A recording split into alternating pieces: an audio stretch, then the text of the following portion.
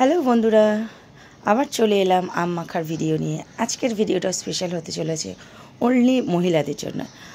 এটা বলা ভুল হবে, মহিলাদের জন্য না, আম মাখা সবাই খেতে ভালোবাসে, ছেলেরা হোক মেয়েরা হোক সবাই খেতে ভালোবাসে। যাই হোক, আজকের দুপুরবেলাটা আবার আমাদের জন্য স্পেশাল একটা মুহূর্তে এসে গেছে, যেহেতু আমরা আবার আম মাখছি।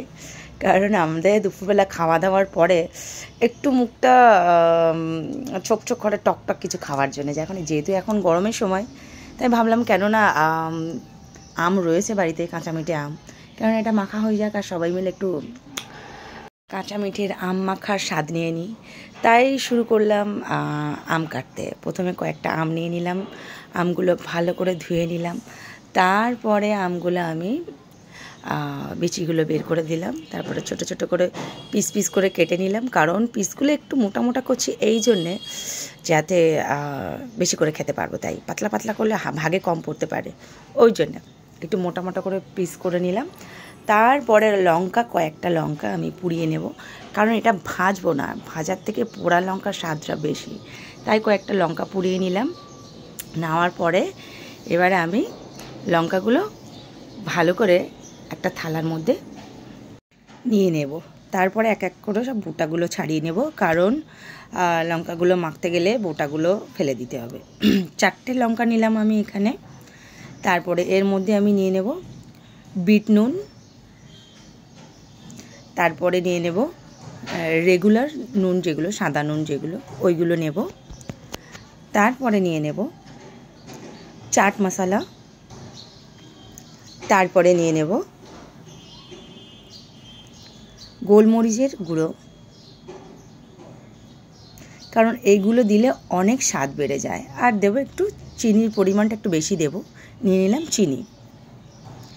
এরপরে নেব কাঁচা লঙ্কা কুচি, যেহেতু একটু ঝাল ঝাল ভালো লাগবে, তার জন্য একটু কাঁচা লঙ্কা কুচি দিয়ে এবার পোড়া লঙ্কাগুলো মেখে নেব, ভালো করে এগুলো মেখে নেব। কারণ লঙ্কা পোড়াগুলো গোটা গোটা যেন না থাকে, মিহি করে মেখে নেব।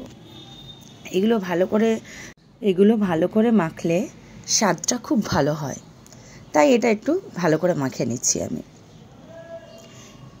এরপরে কুচিয়ে রাখা ধনে পাতাগুলো নিয়ে নেব, কারণ ধনে পাতাটা একটু লাস্টে এই জন্য দিচ্ছি, পাতাটা তো বেশি করে চটকালে ওটা একদম গলে যাবে, তার জন্য আমি পাতাটা একটু লাস্টে দিলাম।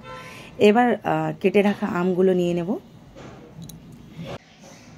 এবার দিয়ে দেব এর মধ্যে একটা হাফ গন্ধরাজ লেবু, কারণ গন্ধরাজ লেবুর ফ্লেভারটা এত ভালো লাগে।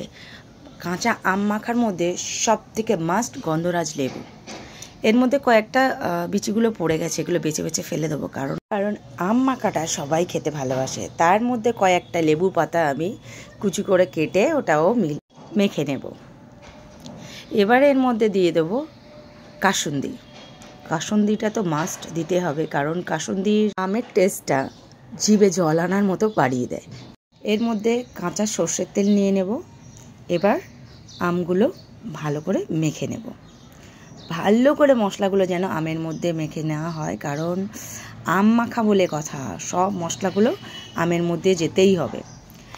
এইভাবে আমগুলো মেখে খাবেন, দেখবেন আমের স্বাদ 10 গুণ বেড়ে যাবে। এরপরে নিয়ে নেবো গুঁড়ো লঙ্কা, কারণ গুঁড়ো লঙ্কাটা আগে দিলাম না, এই জন্যে হাত জ্বালা করবে, তার জন্যে আমি লাস্টে দিলাম। সেই একই ব্যাপার, আগে দেওয়ার পরে দেখা স্বাদ একই রকমই পাবে। এই আমি আমগুলো ভালো করে মেখে নিলাম। এইবার আমি টেস্ট করে দেখাবো কী রকম হয়েছে। যাই হোক, আমি একটা পাত্রে ঢেলে নেব। পিসগুলো দেখতে পাচ্ছেন পুরো আমগুলো পুরোপুরি মাখা হয়ে গেছে। এই হলুদ প্লেটে এবার আমি ঢেলে নিলাম, নিয়ে এবার আমি টেস্ট করব। আম মাখতে মাখতে তো আমি ঘেমে স্নান হয়ে গেছি, দেখতেই তো পাচ্ছেন পুরো ঘাম টপকাচ্ছে। যাই হোক, আম মাখা দেখে তো এবার আর কী বলবো, আর মনটা জুড়ে গেলে এবার আমি টেস্ট করে দেখালাম।